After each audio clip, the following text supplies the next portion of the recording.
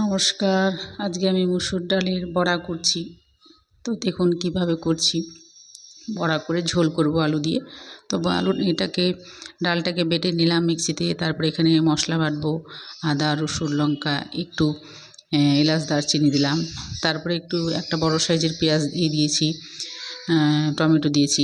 তো মশলাটাকে বেটে নিলাম। তারপরে ডালটাকে বাটা হয়ে গেছে। তারপরে এখানে লবণ হলুদ দিয়ে খুব ভালো করে মেখে নেব ডালটাকে, ব্যাটারটাকে। তারপরে আমি ছোট ছোট আকার করে আমি বড়াগুলোকে ভেজে নেব।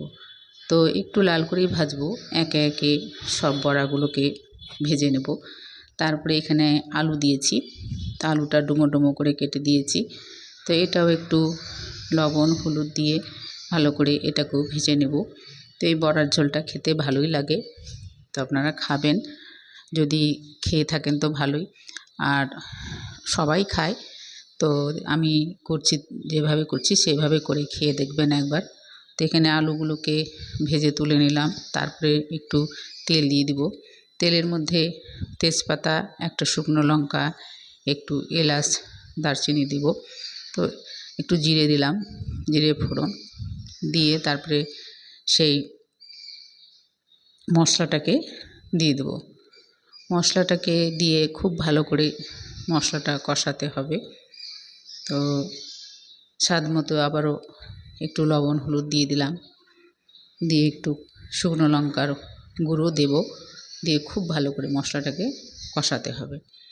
কষাতে কষাতে যখন তেলটা ছেড়ে আসবে, এইভাবে কষাবেন। যেভাবে আমি কষাচ্ছি সেইভাবেই কষাবেন, যেন কাঁচা গন্ধটা আদা রসুনের গন্ধটা যেন চলে যায়।